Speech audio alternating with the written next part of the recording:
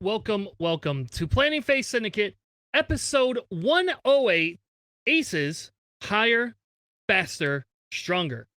Tonight we're going to be covering the LSO and Forrest City Opens, along with some other store champ stuff. That's pretty amazing, right? And if that wasn't enough for you, we're going to be covering a lot about aces tonight in our list archetype deep dive into ace lists across the factions, discussing strategies, and finding something that you might be able to play that excites you. With that being said, let's bring in my co-host for tonight. Please welcome Alex, the bench warmer. How are you tonight, sir? Oh, I'm doing okay. Drove in from Muskegon, so a little bit tired, but we're fine. Having a good day. And JJ still hasn't won a store champ. Gridiron, how are you tonight, sir? Oh, I didn't unmute you. Would you like to be unmuted? There you go. Yes. I said, to be fair, I've only been on one store champ, so I mean, come on. No excuse. Easy. Just win the only one you ever attend. Yeah. On a side note, I myself have been working this past week to get our in-person stream up and running here, as we're hoping to get the Atomic Empire Store Championship streamed. That should be coming up on the second weekend in August, I believe the 16th, if I'm not mistaken. So slowly working there to get that up and running. Tomorrow I'll have a test stream up where I'll be attempting to stream some live games there. So if you guys are around, check us out tomorrow. It'll be about 6:30 Eastern Standard Time. I'll have a test game going on and with commentary, and hopefully we'll have some good time. Well, fun. This weekend was a whirlwind for me. Whole bunch of crazy stuff going on in my personal life. But I have an issue with a brand new car I bought. So that's super fun, having to deal with that all Friday. And then on Saturday, we ran an impromptu store championship prep. We had a few more people. We could have probably called it a store champ, but I felt silly doing it with only 7 of us.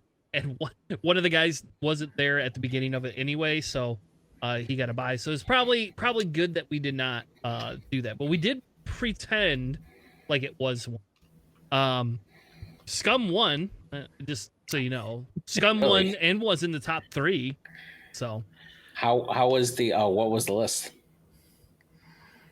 It was Zach's one of his concoctions he was making. It was Sarah Sue, Lando Falcon, Dace, Dirge, and Lima. Nice. I feel like there might be one more ship in there, but no, that sounds about right. We played each other. We were both running Scum. I forced his defensive rerolls into better results. So there's not much I could have done about that. So nice. Yeah, so we will not be going over that tonight, but it was fun. I got to hang out with Alex. I ended up taking the last round by so that other people who don't get to play as often could play. So technically I eked out the win over Alex. I'm going to make sure that's pointed out. Like, I came in second. We both were 3-1, but one of us played 4 games. I'm just saying, doesn't matter how you get there. It's that you got there. So At least I lost. You didn't go for an intentional draw, Well, no, I lost my game to Zach. I was ahead by 3 points. I was ahead by 3 points, and Sonny's up at the top edge of the board with a crate. 2 people bearing down, but probably not both going to get into them. One possibly, and I did a 3 bank instead of a 3 hard, thinking the 3 bank would fit, and there goes Sonny off the board. So I gave up the crate Sonny was holding, as well as gave up the the 5 points. So I lost Yeah, by 3. mind you, it was Sunfog, not Sunny Boundary. He wasn't playing anything Yeah, fun. yeah. No. Hey, Sunfog is fun to fly. I'll True, say. but You not as either fun as wi- Sunny Boundary. You either live or you don't live. It's like no in between. So, so we had fun this weekend. We what was supposed to happen is we were supposed to have a store champ up in Muskegon, and the owners and the guy running it kind of got a little bit of a mix up in what else was being ran, so they didn't have enough tables. So we moved that one to August 6th. But Alex was already coming over. Some of the other guys was like, "Hey, I'll host something if there's enough people, and if we actually get enough people, we'll just run a store champ." But we did not get enough people, so. But it was still fun, very fun to be had.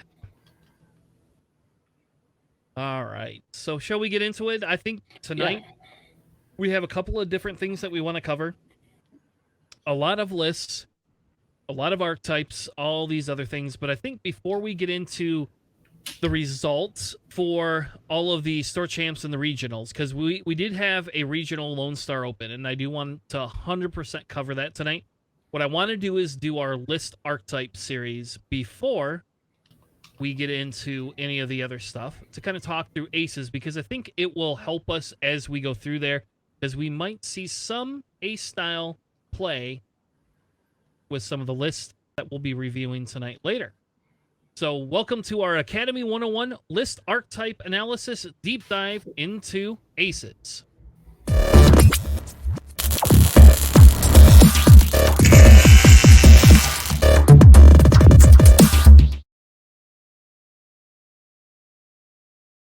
All right.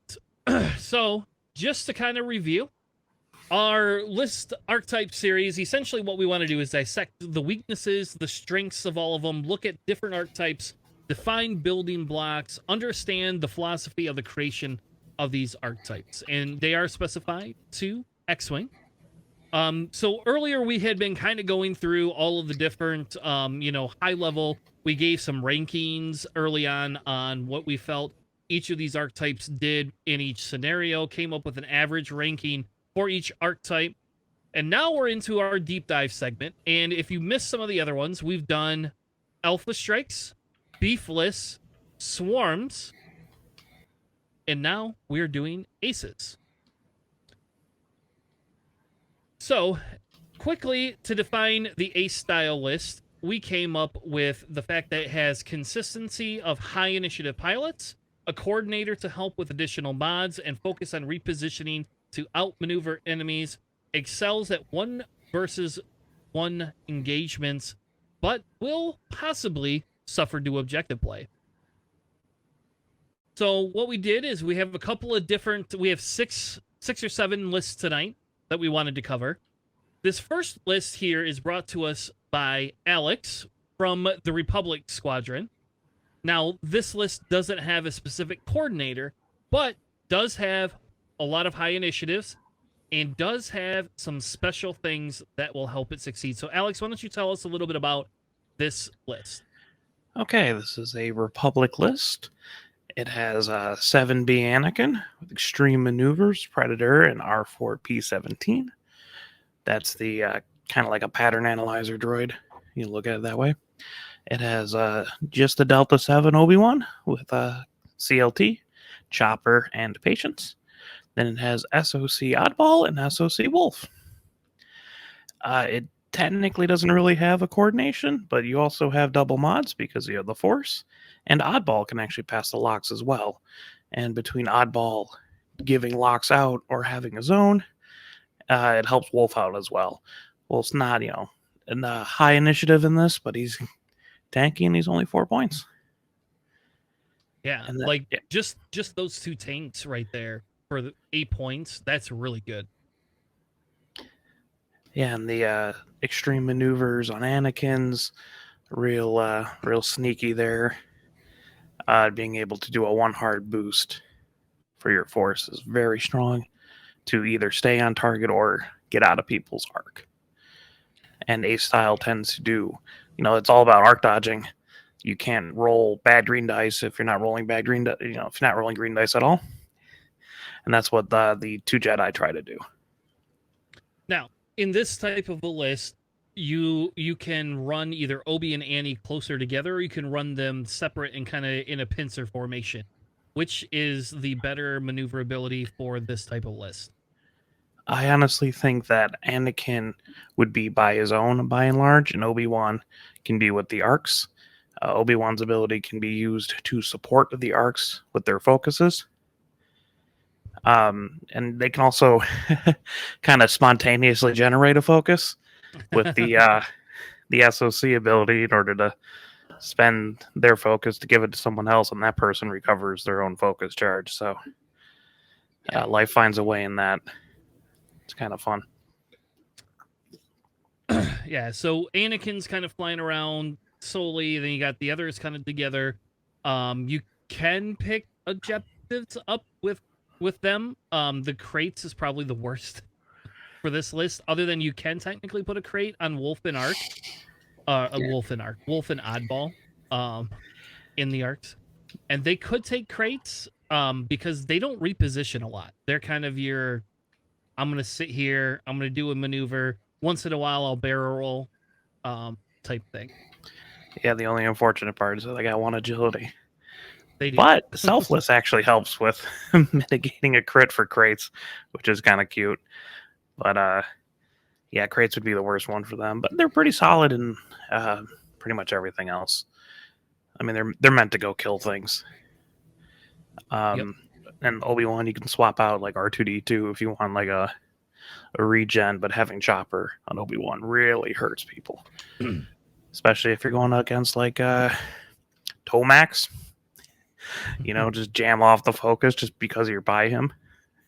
Oh, yeah. And light him up with the rest of the stuff. It's real silly. So, JJ, what would be some counters to this type of list? Well, my biggest thing here, I think, is having a list that can push crits through reliably. So typically, your ships that can have like proton cannons that deals that really big shot with a automatic crit generator there to push in crits there really helps decimate those arc styles there. But you do have to take care to not waste too much time in taking those ships down, mainly because you do have that big initiative 6 threat with Anakin there.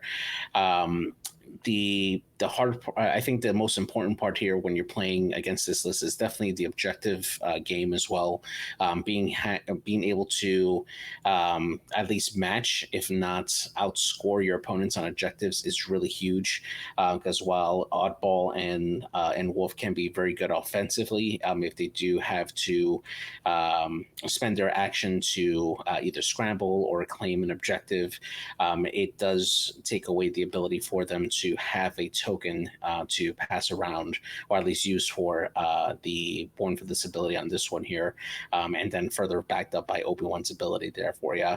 I think also a good critical piece for this to further like bring down the effectiveness of this list is Obi-Wan, as we identified before and earlier when we were originally going over like what compromises this list or what this list is made of, is having that coordinating piece, or at least that enabling ship that's able to make the rest of the list effective. Obi-Wan in that list is that linchpin, just being able to provide those focus tokens, or at least help regen those focus tokens for the rest of the list, and can be a really good piece to take out to help reduce the potential like attacks that the quality of attacks that these ships would have against you.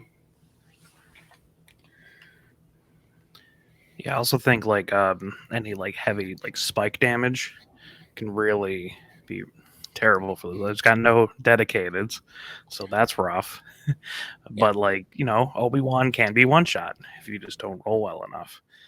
Like any sort of spike damage, like proton torpedoes, or like advanced proton torpedoes, anything with like 4 or 5 attack dice. Ray would be really bad for Obi-Wan in this case here. Oh Yeah. I think those matching initiatives is kind of, you know, you decrease. Before aces used to be consistent, right? Because you knew whether you're going first or second by your bid. Now you have a road roll, no matter what it is. So matching initiative. You know, something like Ray, Obi goes first, then all of a sudden here comes Ray saying bye bye. You know, or Luke. Luke's a good one, right? Luke gets to go second. He knows he can take that target lock. You can't get away from him as an Obi-Wan because you're already there. So Yeah. Just right. evade and then spontaneously generate a force or a focus token with the SOC. There you go. You'll be fine. All right. So let's move on to the next example that we have. The next example we have is from JJ, and it is an Empire list. And of course, good old Soontir Fel is in that list. And if you think about it, if you think about this list, you used to be able to run Vader, Soontir, Grand Inquisitor. Now you get a freaking Reaper with it as well. Oh yeah. So Yeah, JJ, absolutely. what is this list and what does it do well? So this one here, we have a very good high initiative set of aces here that can do very, very well on their own, and to have it further supported by a Reaper here with a coordinate can be very, very effective here. So to break down the list here, we have Darth Vader, the Battle Yavin version, along with Soontir Fel with Predator and Juke, Grand Inquisitor in the TIE Advance V1 with Malice, Lone Wolf, and Brilliant Evasion, and then Vizier with Seven Sister and Captain Hark. Now, the loadout on this isn't as important because it is a very flexible list. For instance, you can play with the new starter pack Darth Vader. That's a little more action flexible with its ability, as well as Vizier. You can put on Emperor Palpatine crew, which gives a passive force to the rest of the list on there. But any way you put it, as long as you have that big coordinating piece, it really, really helps out this list significantly in how they behave. Soontir Fel and Vader can be very, very effective attackers at I6. Soontir Fel can play a little more cagey, trying to arc dodge and take its shots of opportunity, and being able to line up that bullseye really helps its effectiveness on offense, which being I6 is really, really great. Typically with Soontir Fel, you're already taking that evade token anyway, just to make sure that it does have that defensive mod, and if you can line up that bullseye, you'll have a focus token to go as well. Adding Juke to this list helps strip that token away potentially from that defender to line up a potential shot from Vader or Grand Inquisitor for follow-up shots, and they can really push in the damage through at that point there. Vizier being able to do the ailerons, coordinate, and then set himself up for a block, and at least with this particular loadout, can be very effective, because if your opponent decides to take a red token or red focus rather, you can use Seven Sister to either jam off that token or track them into a position where you know you can line up a bullseye with Soontir, or get a really good set of follow-up shots from both Soontir and Vader for this particular list, and go from there. And then Grand Inquisitor, of course, just being a really effective attacker, being able to use his ability to gain a range 1 bonus or negate it, being also able to use Malice to change those hit into a crit or a focus into a crit, can be a really good way to punch in that additional damage that you need. So I would be more in favor of Vizier having Palpatine on it. Mm-hmm. That would be more of my style, I think. Yeah. Yeah, I was going to say, in this particular list, I think Palpatine would be a little bit better than Seven Sister and Captain Hark, just because you have fragile pieces. Yeah. Yeah, I also wonder what if you do you think Malice is worth changing and putting getting rid of Malice and putting Mag Pulse on there? Like, does Mag Pulse help a little bit with it? I mean, you could do cluster missiles, right? But I don't know if that's really worth it. Normally, if you had other I5 ships that can share the same initiative, I think Mag Pulse would be really great. But because he's essentially going to be the last attacker for this list, more likely, because Vizier doesn't have the best time on target, you're wanting to make sure that you can get in that final shot, especially if you have Soontir and Vader softening up a target, taking out shields. Having Malice available to you gives you that potential to push in a crit and then potentially regen the Force on Grand Inquisitor so that we can use it on offense for defense rather, if he ends up taking shots back. So I went with that piece there because it does help him be aggressive and then potentially regain his force if he does use it. So it's just that balance there. But yeah, you can absolutely put in Mag Pulse if you want to play a little more defensively and just have your and hopefully reduce the risk of damage to your ships since they'll get a deplete if it does manage to land. Yeah, I think just the Magpul shooting last is kind of lame. Just kind of like, well, Vader decimated this thing. Soontir did a lot of work. I should clean it up instead of just doing one crit damage, kind of thing. Especially with Grand Inquisitors to make it a range one shot. Fair enough. It just feels like you'd be very force starved is all with it. So Nick pointed out maybe putting Mark A or Juno in there would also be a possibility. You lose your coordinate, but you gain another aggressively offensive ship. Both Juno's an I5, right? Yep. Yeah, Juno's I5, yeah. Mm-hmm. So now you're running, two I5s. You can be very independent. You just have to fly it a little bit more cage. So, counters. What are some counters to this type of a list? Oh man, don't get caught in an arc. These things are real low health. Okay, well that's obviously not good. If you just say don't get caught in an arc, you would that's crazy. That's never gonna not happen at some point. Yeah, well, I mean, it has a lot of low health, so anything that has, like auto damage or spike damage. I mean, I think spike damage is going to ruin pretty much every ace list. Anything that's not beef, really. But yeah, like you don't want to see bombs, Dangar Gunner, Vader crew going against this kind of stuff because you only have so many tokens and you only have so much health. Yeah, I agree. And I think ion weaponry is probably the biggest thing here because these aces really rely on those reposition actions. And if you get them ionized, taking away that reposition ability just totally shuts down their effectiveness and makes them vulnerable. Granted, these are three agility ships. And, when you roll hot, and your dice can sometimes bail you out. But 9 times out of 10, your dice will betray you and you'll end up losing a ship if you get if it gets looked at the wrong way. So yeah,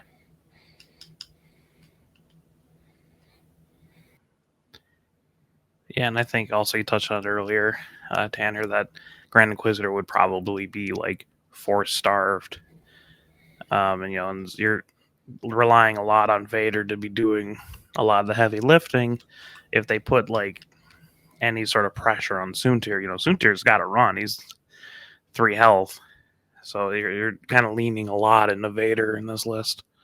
Yeah, which is sad because I like Soontir with Predator and Shield Upgrade. I don't like that I can't run both now, and I can't take Beskar plating, so you know how that is. All right, let's move on to our third list of the night. It's another JJ list. It's a Rebel Alliance list with Han Solo, Hera, Boudica, and Boy Luke. JJ, tell us about this list and why you think this is an ace list. So this is a list that's been making its rounds a little bit for the Rebels and a lot of the store champs that we're seeing, or at least a version of this list here for you. So for this one here, we got Han Solo's the customized version. He has Perceptive Co-Pilot, Chopper, Bistan, Engine Upgrade, and the Falcon title. Harrison Dula with Swarm Tactics, Boudica Venge with Predator, Mando Optics, and Beskar Reinforced Plating, and then the Battle Yavin Luke which comes with those lovely proton torpedoes. So what makes this list particularly good, at least AC, is the fact that you have Han Solo, who can easily go out and be that big base that can go in and double tap if he needs to. If you try to bump him, he can use Chopper to boost out of a bump and then take a red focus, which he could turn into 2 focuses with Perceptive Copilot and take 2 shots, and just be a general nuisance, especially if he's hanging out near a rock.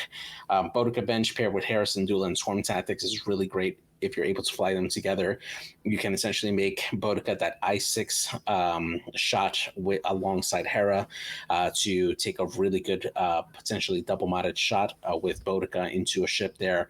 And then if they decide to shoot, ignore Bodica and shoot at Hera or shoot at Han, and Bodica has that ship in arc, Bodica can take a second shot and then not really have to suffer much for the consequences of her ability, which is taking a deplete.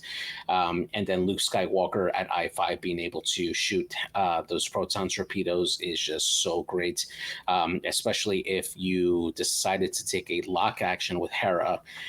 You can shoot with Hera, use her ability to pass that target lock onto Luke, onto that, if assuming that you're aiming at the same target, and then Luke now has a proton torpedo shot, so that way he doesn't have to spend the force for instinctive aim.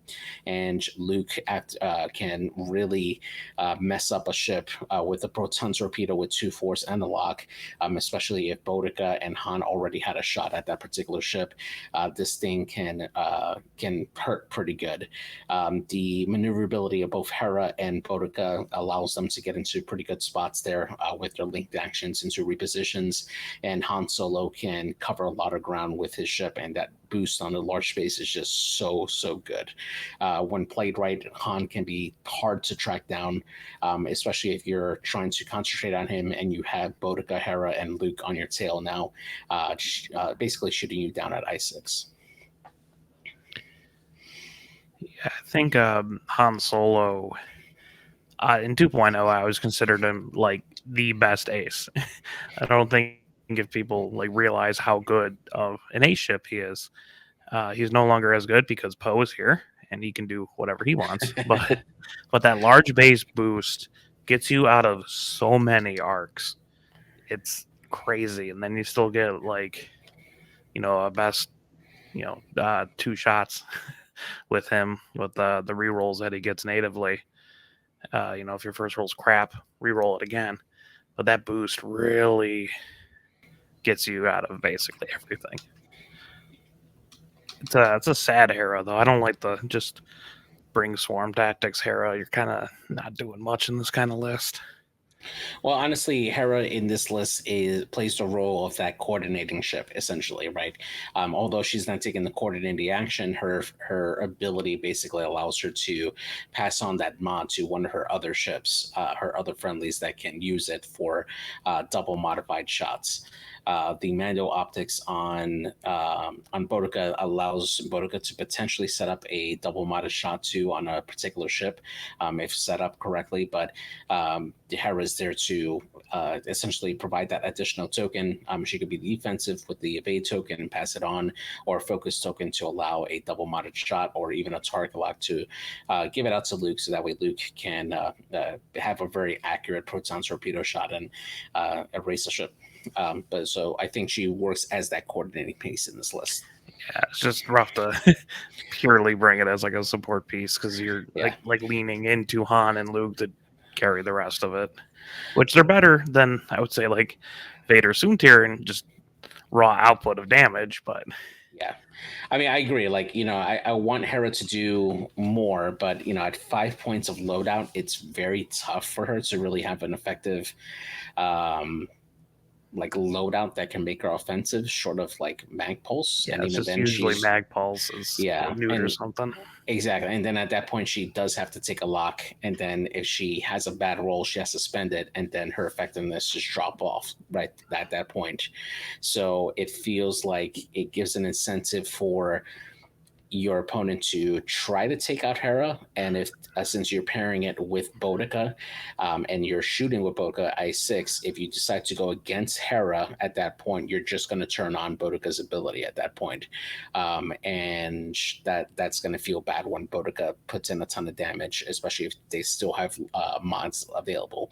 So it's a give and take, but I think that Boudica makes up for that lack of offense for Hera in this list. Counters, other than Luke rolling bad. Well, see, it doesn't matter if Luke rolls bad because you can take the evade with Hera. Just saying. Luke always rolls bad. Counters for this is, I would say the counters for this here is target priority here. I've played against this list several times, just playing random people on TTS, and the list tends to fall apart once you start taking out their heavy hammers, which in this case would be Luke or Han. And once those heavy hammers goes out, then their offensive output drops a lot at that point. So, I think that while the Hera token passing can be annoying, and it could help those ships live a lot longer than they need to. Being able to reduce the amount of shots that's coming in, number one, from Han's double tap is huge to allow you to live long enough to take them out. And then, of course, Luke Skywalker with the Force is always a threat, especially once he starts getting into rhythm, taking range one shots. You need to be able to take that out. Once that's left, then you can easily arc dodge Boudica, because even though Boudica is shooting at I6, you're able to she's only moving at I4 rather, you're able to potentially arc dodge Boudica and take shots at the other ships if needed, or at Hera, and still have a chance to win the game. This list can deal with objectives rather okay, because they do have the token passing from Hera, and Han can basically reroll shots if he's nearby with an objective. But they ain't picking up any crates. Yeah, he's not picking up crates, no. And that particular scenario, that list suffers a lot. But yeah, I think that you can definitely target priority the two heavy hitters between Luke and Han, and that should give you a very good fighting chance on winning the match. Yeah, and I think jamming is also a big thing against this list. You might not be able to jam Han as well, but being able to jam Hera or jam Luke, kind of stops some of that interesting stuff there. So also, I've been playing a lot of like R4B11, and when Boudica does her shot and takes the deplete token, it's really funny to take that deplete token and make her reroll defense dice. It feels really bad for the Boudica person. All right, the next list that I have is a separatist list.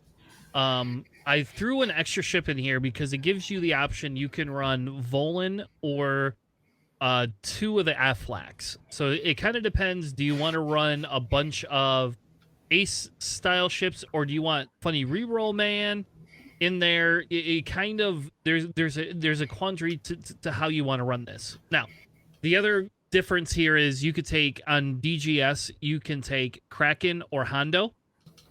So you can either enable calculate keeping, or you can enable Hondo being able to coordinate. I did not put Dirge in this list, just as an FYI, because I don't feel Dirge is 100% AC.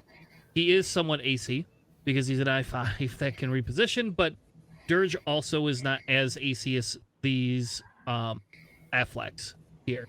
And the difference is, so if you run all the SOCs, you have the ability to share different mods with them, and then the Afflax get actions when things die. So there is a lot of action economy, but this list literally has no health. There's no health in this list at all. And you only get one I6. So just to go over it, you can either run Volan without maneuver, or you could run DST-81. Then you can run 2 of the SOC Aflac droids, and then you could run Sunfok. And then, of course, in the last spot would be the droid gunship with either Kraken or Hondo. So the reason I say this is because your Aflacs, even though as long as they are lining up their bullseyes, they're getting extra mods. So they can always take that evade. They can keep their calculates in case they can't get the bullseye. They all have afterburners on them, and they all can share their ability when people die.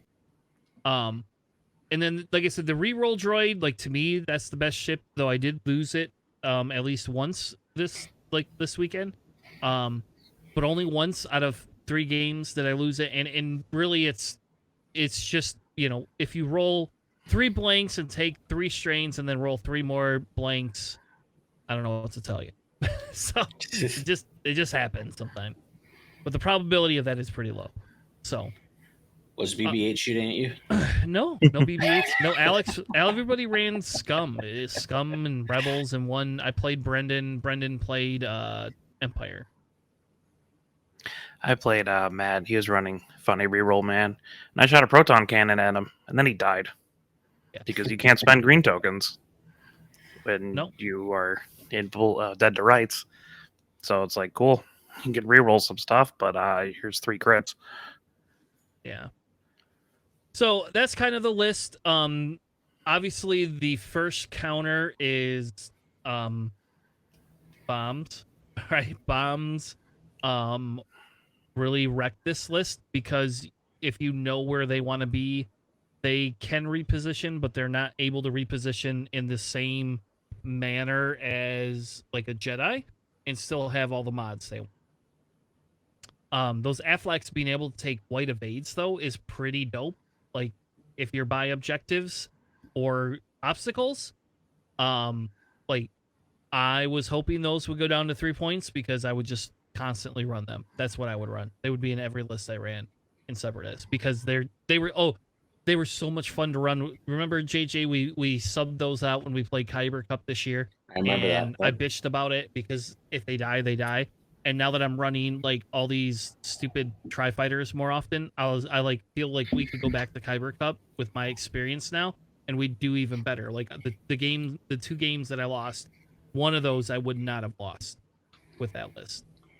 But so bombs are a counter. What else do y'all think are counters?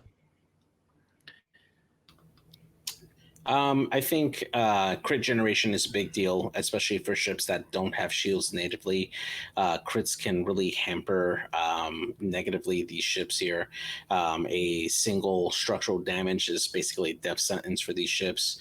Same thing with with a disabled power regulator, which will ionize them, essentially prevents a lot of these droid ships, the droid tri-fighters, not Valen, from being able to get calculate tokens or be able to boost or anything like that. And it basically makes them sitting ducks even more so than their organic counterparts on there.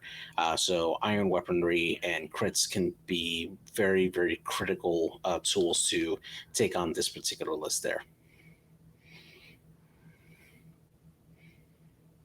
Anything else, Alex? I mean, a lot of it's just what we've been saying. Like, this is a very low health list, so if you get caught in an arc, that's really bad.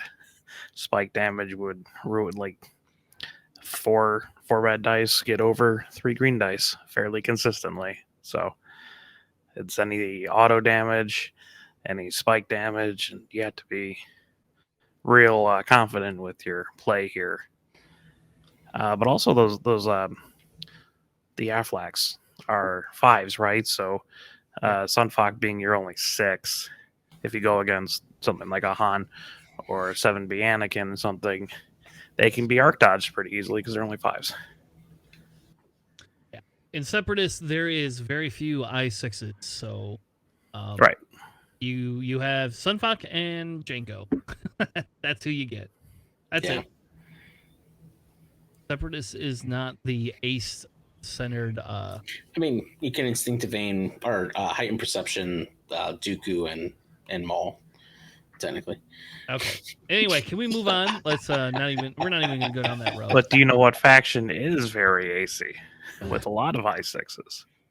That would be the First Order, my friend. Oh, yeah. First Order is no longer the Ty Malaris lot. It is now the Ace lot, right? Like, they have a lot more Ace options, weirdly enough, than we've seen in FO in a while, I think.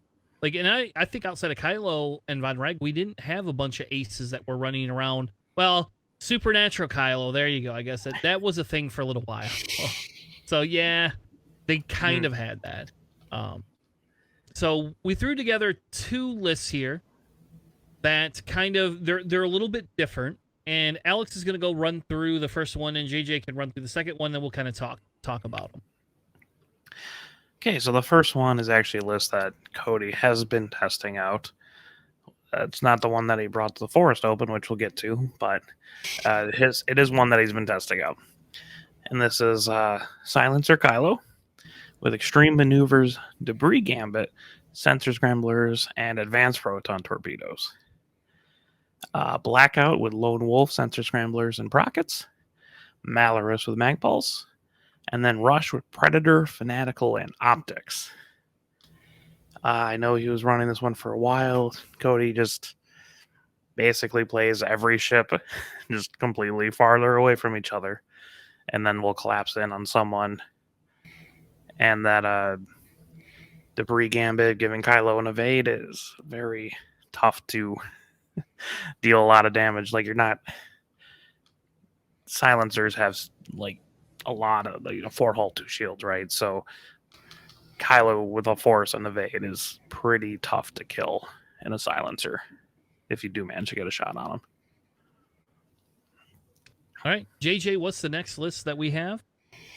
Next one here, we got Major Von Reg making an appearance with Daredevil, Lone Wolf, Deuterium Power Cells, Kylo Ren in the TIE Whisper with Malice, Instinctive Aim, Predator, Concussion Missiles, Wrath with Marksmanship, Predator, Ion Cannon, and Pattern Analyzer, and then Blackout with Predator, Sensor Scramblers, and Proton Rockets to round off this list here.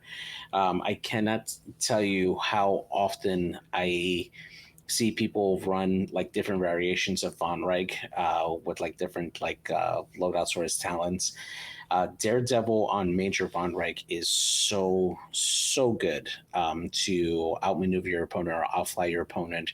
Having that hard one boost at I6 can be so good to help you art dodge and makes Von Reg a very, very good knife fighter, especially if he's able to art dodge a ship, be able to take a shot at another ship, and without having to worry about any return shots, he's able to reliably take that strain for target lock on his intended target and then boost out of the way and then clear it the next turn with a hard one maneuver if he needs to, effectively doing like a K turn, like a very tight K turn that way. Von Reg can be very, very good. Kylo Ren, I think, probably could be a little more effective. I prefer to fly Kylo Ren with advanced optics because it helps him be a lot more accurate in his shots, specifically if you're using like the instinctive aim to launch a concussion missile. Having force and optics gives you a very high percentage chance of getting 3 hits consistently with that particular attack. But of course, Malice is always very good if you're able to line up that bullseye and get those crits going in, and then flip up any potential other shots with the force to set up like a chain reaction with like fuel leak and such with the Malice direct hits afterwards. Wrath, very underrated, definitely a really solid ship, being able to potentially double tap a ship, especially with Ion Cannon on his loadout there. His ability does allow him to push damage pretty reliably with 2 different shots if you're able to line it up right and do well. Blackout, I'm a little bit on the fence because I played Blackout quite a bit on previous Kyber Cup, and Blackout always needed help. Blackout always needs a coordinator to help it make it more effective, especially if you're trying to set up Blackout's ability. I think sensitive controls is almost a must on him, but it also limits his options for where he can go. If you're really, really, really trying to push his ability, I think sensitive controls is the way to go. But other than that, if you're just ignoring his ability, having Blackout at I5 with sensor scramblers and proton rockets, you can really be aggressive with him, zoom in, and potentially get that big spike damage shot at range 2 against an opponent, and hopefully take them out if they've already been shot at by Von Rag or Kylo or Wrath. So there is that potential there for Blackout that can be very good. Yeah, in these kind of FO lists, they play a lot differently, right? In the second one with Von Reg and Kylo, what's really good is they got 2 I5 jammers, and that with Kylo and Wrath, and that really messes with people. It makes it pretty strong for like an A style thing, and that list really depends on like your ability to bullseye and reposition. The first one with the triple silencers, that's more just take quality shots and then try to do as much damage as you can at once. With like sensor scramblers, you can do like the 5 straight boost, or 5. If there's opponents near, you can do like the 5 straight, still be cloaked, take a lock, they can't lock you. Next turn, you're forced to decloak, you come in, you have a double modded shot, which is pretty nasty to just eat an advanced proton torpedo in the second turn of the game. Oh yeah. So what counters this list? Well, the first one with the triple silencers, Malorus, they're all I5. So if you have a stronger I6 ace, it can you have to play really cagey, or else you can just get arc dodged most of the time. And I believe in the second list with the double whispers, they are whispers. If they're not really bullseyeing things, they don't have a lot of offense. Even if you're jammed, 2 dice is kind of sad for an ace. Yeah. Yeah, I mean, for this kind of list, it's they kind of live and die by their dice there, and I think keeping time on target on any one of those ships in the list helps reduce its potential like drastically. Kylo is probably the hardest one to take down because he does have access to the Force, but for the rest of the list there, I mean, green dice are green dice, green dice are green dice, and even though they have 2 shields and 4 hull, they can go down under concentrated fire, and once they start taking criticals that start hampering them, if you're able to get them in a lot of arcs, then that's when they go down. I mean, I can't tell you how many times I've seen bong regs go down quick because they got caught inside of an arc and weren't able to arc dodge it effectively. Only having 4 health overall makes you just slightly better than a TIE fighter, and a single direct hit kills that bond reg very fast. So being able to make sure you get good time on target helps them, and at the same time, if you're able to threaten them out of position, that also leaves the objectives open for you to claim and play the objective game and force them to either have to turn in and re-engage, which puts them at risk, or fly away and they lose out points. Yeah, honestly, I think with both these lists, it's just if you have a very strong objective list, you have a pretty good time. Like the triple silencers, you can't play salvage with any of those. I mean, just have Malorus being the sole crate carrier, and they can get to other places, but like they kind of need their actions for sensor for the satellite scrambling. So if you have really strong objective play, I think they suffer more than any other of the ace lists we've done here for objectives. All right, the last one is a resistance list. Yes, this is a list that I made. It is a overdrive Poe Probably the ACS ship you can get. Yeah, it's up there. It's one or two of the ACS ships you can do. So this is T-70 Poe, Flyboy Poe. He has marksmanship R4, pattern analyzer, proton torpedoes, overdrive thruster, and the Black One title. Got Lulo with Starbird Predator shield upgrade. 9 Nub with Daredevil, pattern analyzer, BB-8, and jamming beam because you have 1 point. And then Snap Wexley, the boosty one with R68 and heavy laser cannon. Yeah, I'm not sure if you guys have ever done a BB-8 Daredevil boost. It's really funny, and especially if you're in range 1, you just shed the stress and do whatever you want. It's really silly. I know it could be really a pain to pin down. Yeah, absolutely. Yeah, that hard boost, that hard 2 boost is just so good. I mean, it puts Neen in a lot of good spaces there. You definitely have to take time to practice that particular list because it's easy to overestimate or underestimate how far that maneuver can go from a boost after you've already planned out something. But if you got the spacing down, man, that is such a fun list. Counters to this list. Well, Snap Wexley's a 4. I mean, he's solid because he boosts. He's a pretty good objective getter. But yeah, I mean, the only true ace there is Poe, and if you block Poe, that's a very tragic Poe. He really kind of depends a lot on his abilities, so he's going to be constantly stressed. So, if you have any sort of like death troopers in the list, Poe's going to be a little bit rough. Yeah. Yeah, by the way, I hate Death Troopers. Now, I forgot all about, you have to measure every time. You know how annoying that is? It's like, oh, are you in range 1? Oh my god, I got to measure. I didn't have to measure for death troopers at all. He kept running into me. It was always going to be range 0. Okay, well, fine. Fair enough then, Alex, but you don't care about maneuvering.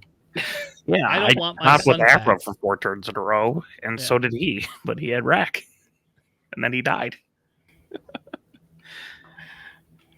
But yeah, no, any sort of stress, jamming, or ion control really hits this list pretty hard. And Lulo could pop real easy if you don't position Lulo correctly.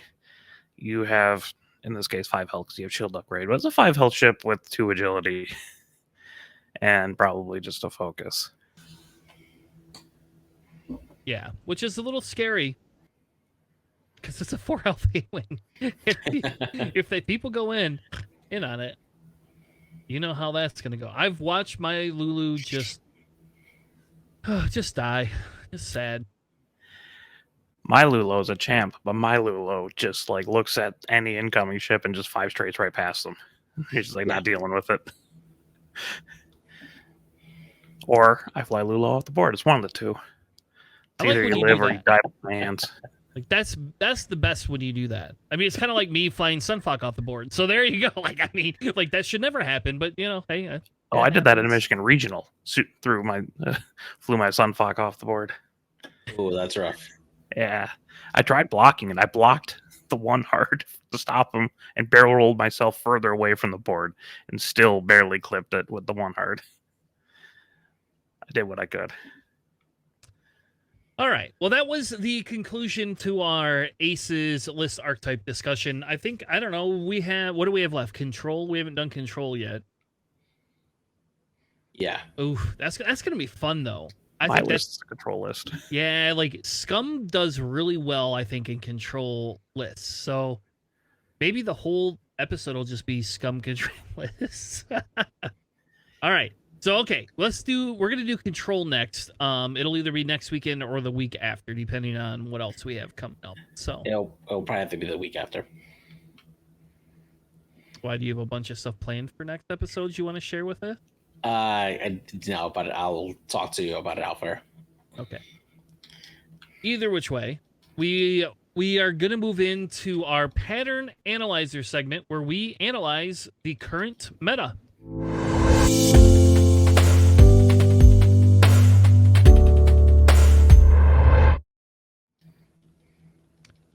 So tonight we are going to, I don't know where my video went, but I'm sure it'll come back. Tonight we are going to be looking at the regional championship that happened for Lone Star Open. We're going to also look at the Forrest City Open, even though that wasn't a regional. We're going to definitely check out some of those lists there. And then we have a bunch of store champs. So let's kick it off with the Lone Star Open.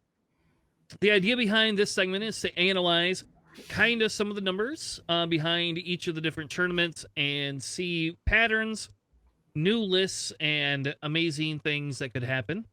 In some of the store champs, we only cover the winning list and one other top competing list that we find fun, which is most likely whatever Tanner thinks is good.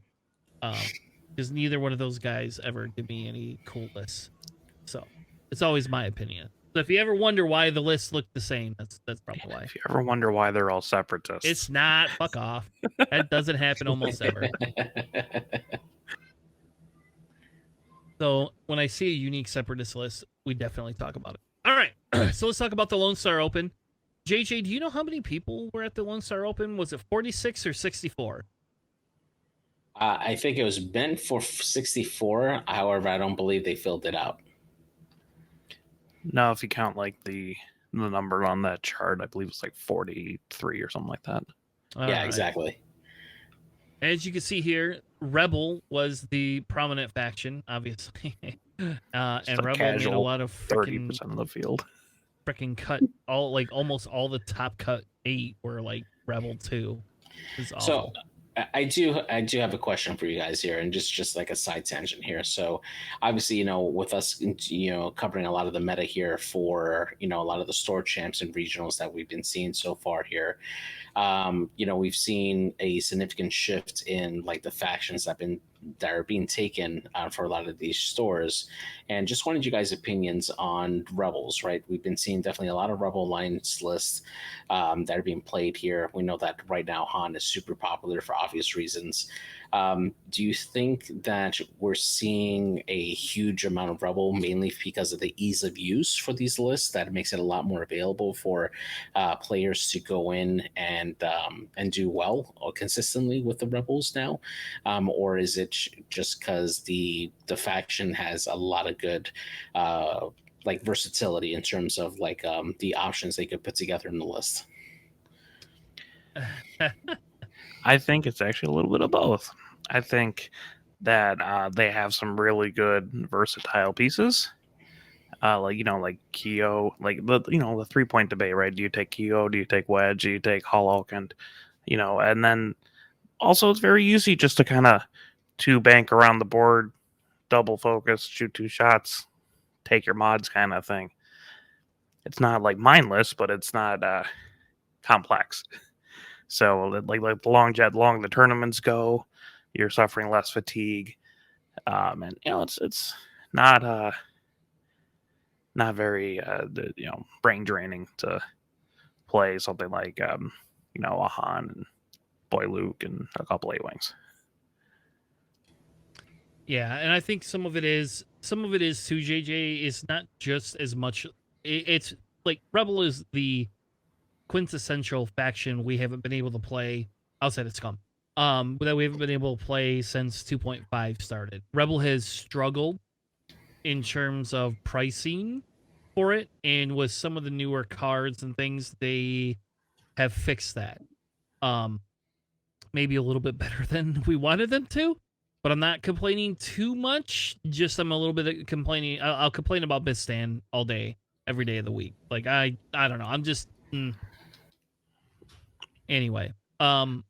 So I think to answer your question, I think a lot of it is the fact that lots of people own it, and because it does well, people see that, so they run it. And I will tell you, like, when you look at faction performance in this, they were over 50% faction perform. So even though more people took them, they also performed a lot better than all these other factions. except for Republic for whatever reason. So, which is not surprising. That's also not surprising either. So, to me, that's kind of where it lands. And if you haven't put Rebels on the table in a while, and you just want to put Han, there you go. You can run Han Luke. It's like the most thematic thing in the world. And, Han being an I-6 large base boosting ship, it's still really, really strong piece, Yeah. You're only going to get public shame for flying them. It's fine.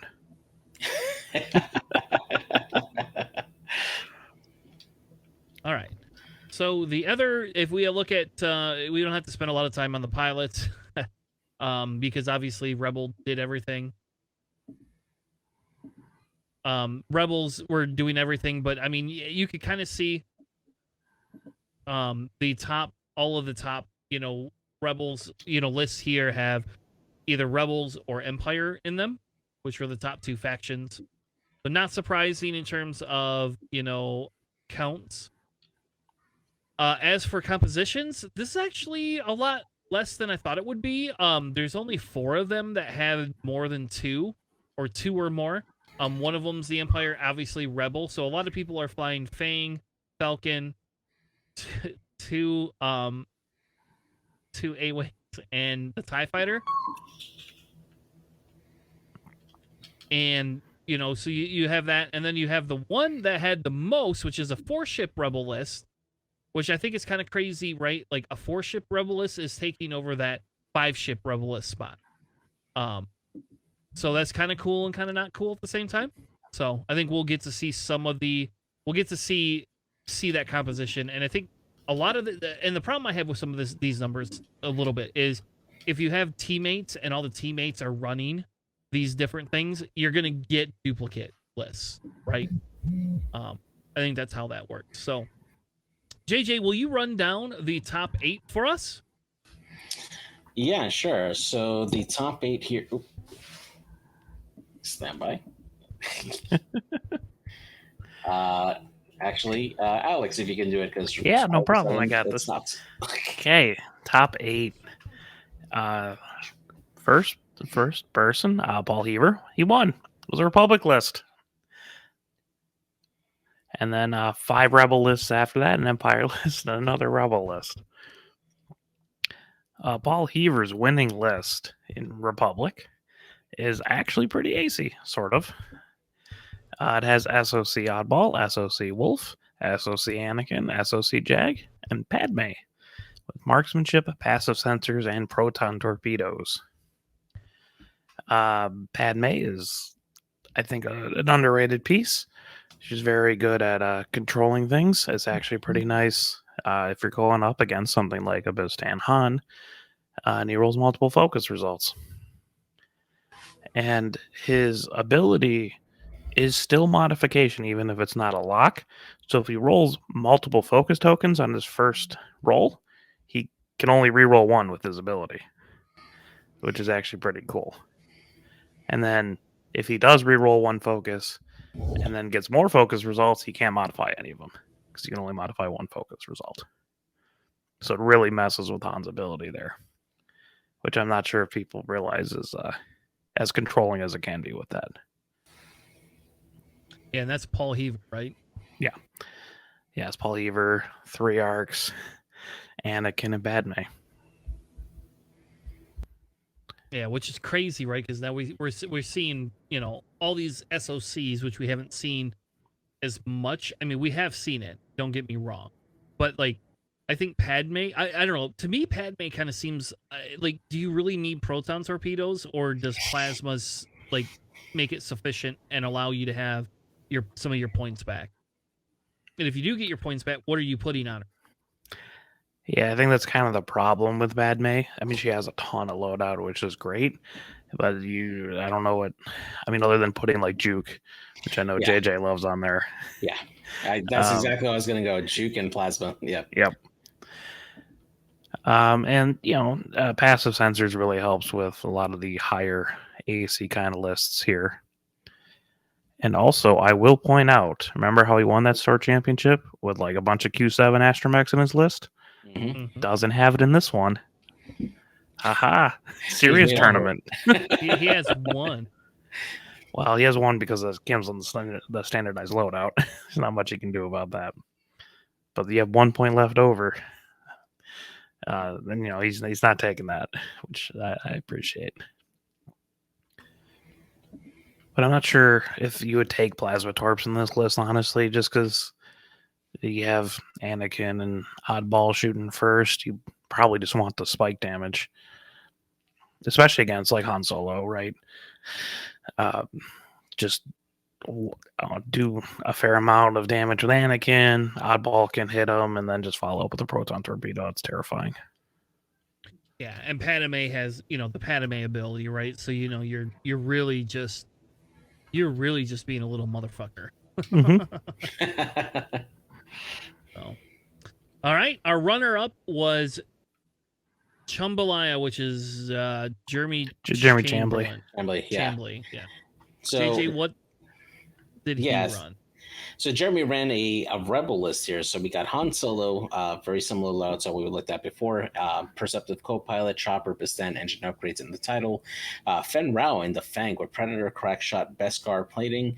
Battle Viavin Luke, and Keo Venzi with Juke to round off this list.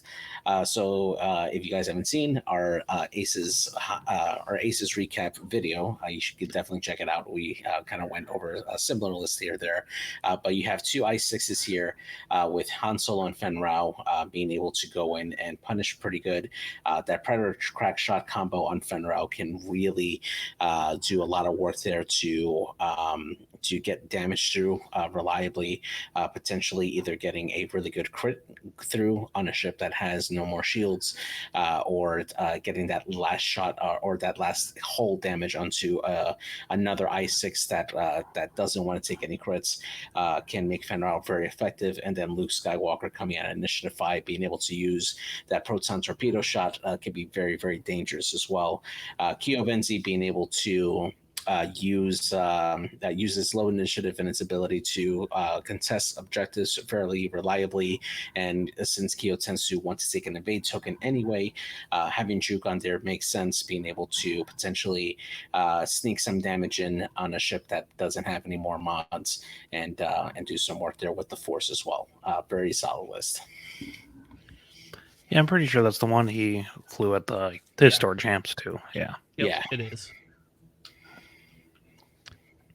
All right, the next list that we have comes from Angrarius, who is Patrick, I believe. Patrick Stinson. Patrick Stinson, yeah.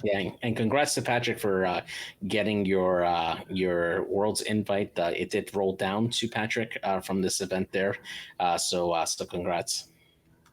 And this is a list. This is different. We have a different Vader. It's not Boy Vader, folks. It is Starter Pack Boy or Starter Pack Vader. Is that what we call him? Is that what we're gonna call him? Yeah, Starter Pack Vader. Do we come up with like a better name than that? I mean, SSP is pretty close to PPS. It is PPS Vader. This is the new Vader that JJ will only run. With the ion missiles, he'll never shoot, ever. Like just I actually would consider ion missile at range 3, because you deny that range and you're going to make sure you can line up a really good range 1 shot later on. Yeah, it could be worth it. Only if they have a target lock on me incoming. Exactly, yeah. But it is cool to see that though, right? Like it is nice to see like some of these other, I don't know. That goes back to a standard loadout conversation that we can have at another time that we had before, and we can resurrect that conversation in a couple of weeks. I think, maybe when we get further into August and through some of these Store Champ seasons. I don't know. We'll see. Also in the list is Rack with Ruthless Death Troopers, 7th Sister Agile Gunner, because why the hell not? Proton Bombs, Dauntless, Tomax Bren with Saturation Salvo, Barrage Rockets, Bomblet Generator, and instead of another bomber, they went with 2 Black Squadron Aces, assuming that you use them to Ruthless and die all over the place. Oh, yeah. Yeah, it's actually really close to what Brandon was running at our Store Champ prep. He had Jonas instead of the 2 Black Squadrons and a trick shot on rack instead of proton bombs and ruthless. But yeah, it seems like a pretty solid list. It can if people don't realize or like get too close to rack, that Death Trooper Seven Sister combo is brutal. Yeah, it's BS. It sucks. I'll tell you that. Holy crap. Yeah. Just shoot them.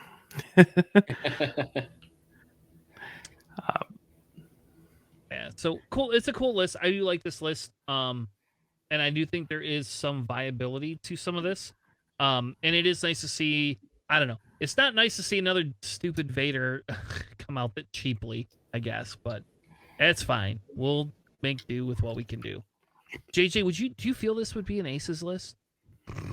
No. Let's not even, you don't even have to go. I'm just messing with you for your scum submission for your aces list that is not a thing. All right. Alex, what is the 3 and 2 list I selected that I actually would put on the table?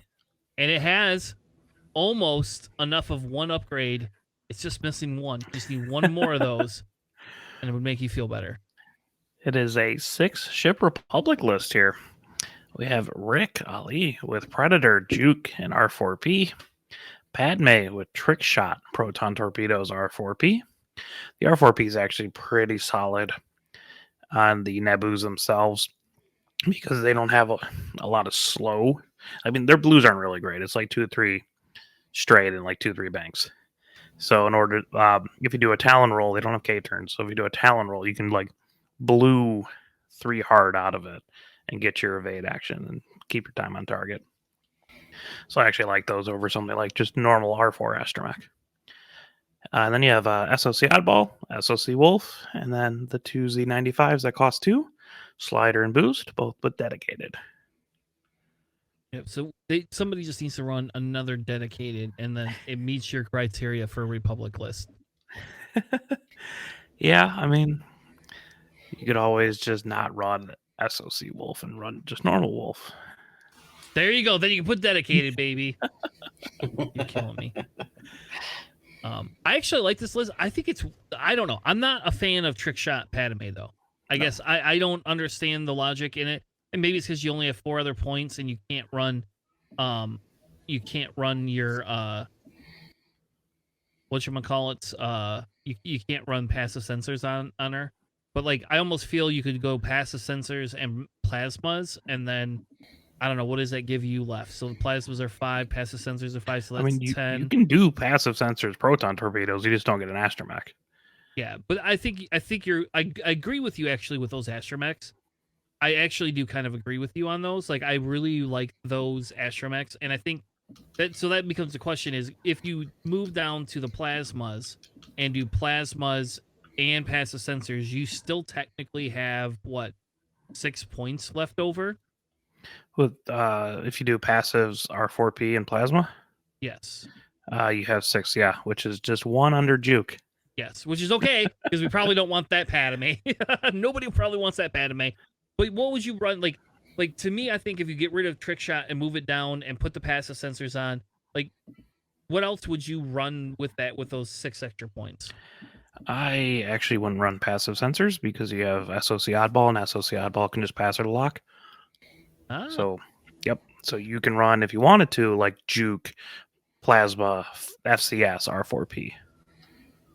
If you're trying to go that route. Yeah, and I do agree. I think that R4P is just really good in this.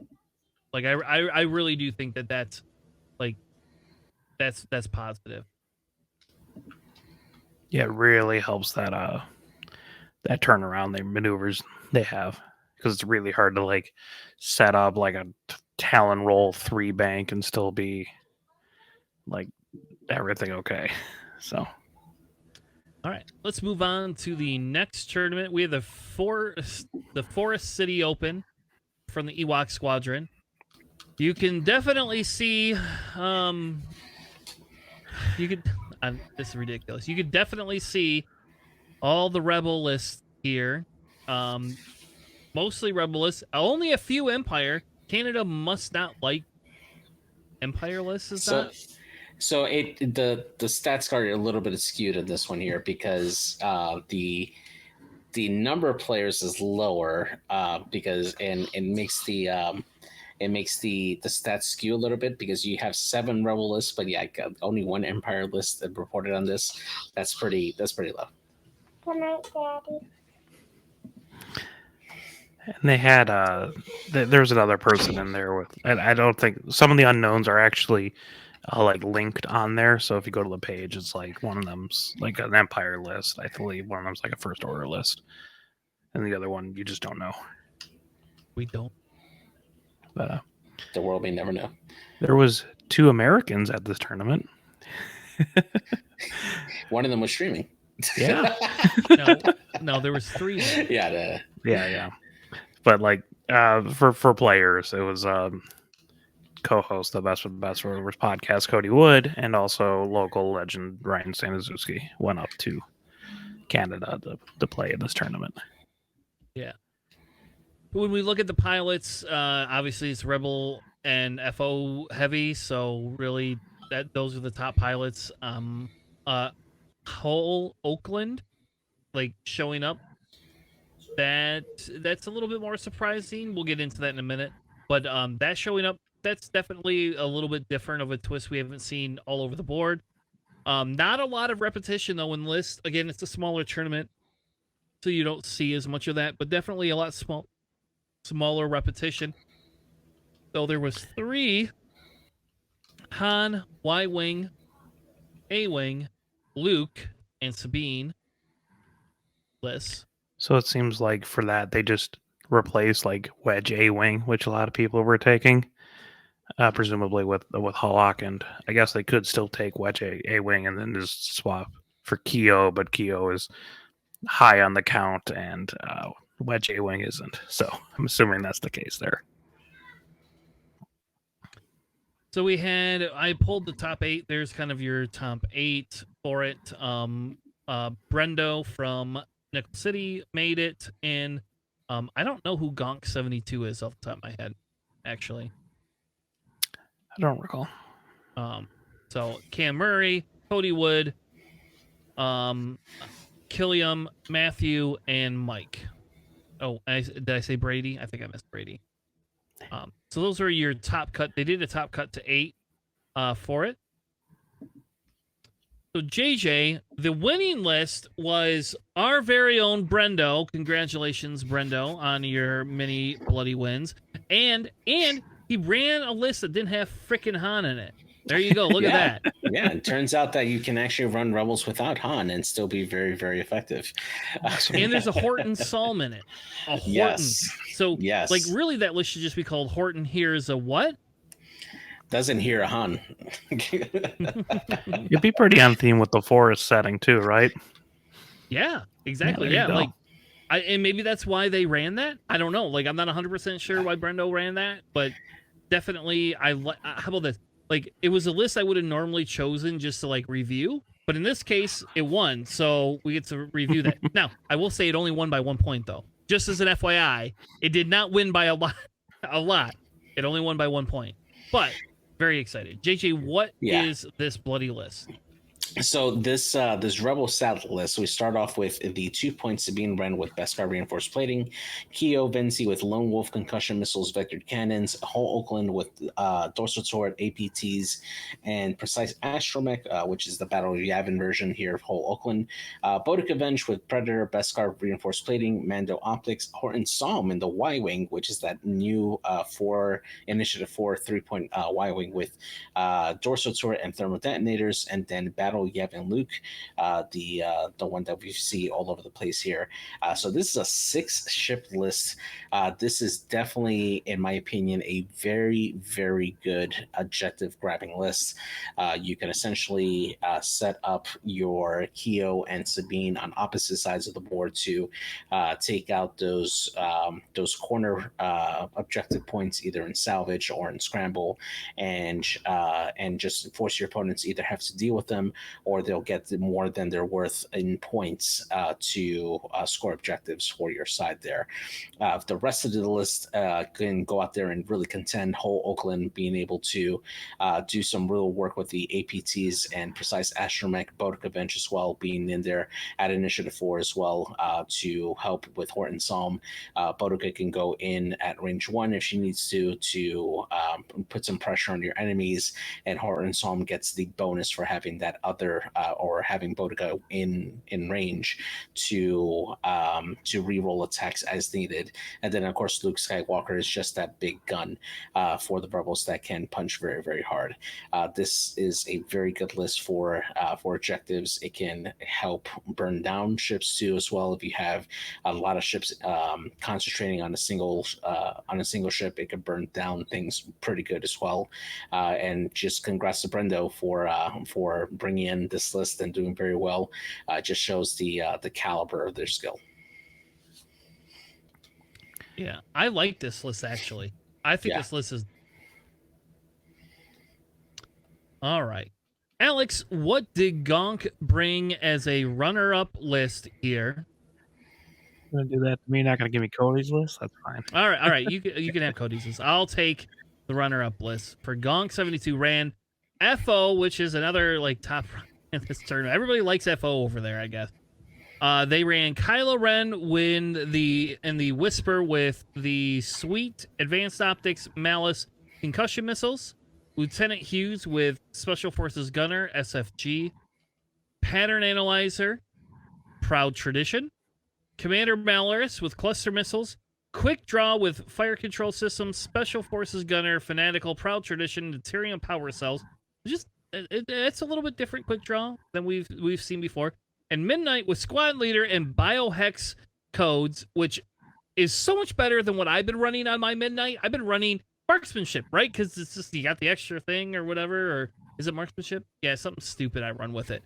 But in this case, you can coordinate, and now you can coordinate wherever the hell, whatever ship you lock that runs away. So, it's probably Kylo. But your friendly ship can modify its attack dice against you. What's that? Yes, it can. These useless. This is the funny part. if you're shooting Midnight that can't really do anything to you, you're probably got the wrong target. I'm okay with that. So this is a little bit different. I have not ran LeHughes, but that has been showing up lately. And like the question becomes, is LeHughes better than Whirlwind, right? No. Okay. All right. Well, thank you for that. Because if you run Whirlwind, technically you would be running Quick Draw with more of like something to bump Whirlwind up to an I6. Or Midnight. Yeah. Or Midnight. Yep. One of the two. Somebody's running something to bump or Whirlwind up because you want Whirlwind to have all those bloody focuses. That's what you want. Yeah. Yeah, he wanted to get it at earlier than the I3 that he would normally get it at. But yeah. So you do think it's better than LeHughes at, I don't even know, what is LeHughes' special ability? LeHughes can use other people's target locks as his own, essentially. Which is solid, and they have like the one hard pattern analyzer lock focus kind of combo. Yes. I just don't think it's it's hard to like. If you played LeHughes, like I have, it's just kind of like, cool, he's here, he's an SF. He can do damage occasionally. But like you end up spending your team's locks in order to try to get accurate shots, and you kind of don't want to do that, especially if you have like Quick Draw. And like Kylo doesn't have instinctive aim in his list, so you might be spending his lock, and that's kind of weird. I would prefer Whirlwind just in general, but I also didn't come second at a 21-person semi-regional event, so maybe you will next weekend. Alex, I hear you're running FO next weekend. Oh, it's been a bit. Yeah, like I do agree with your assessment, right, about LeHughes. I think that LeHughes is just a lot more effective when he has the ability to like reliably get locks consistently. And I think for that you need Lieutenant Revis.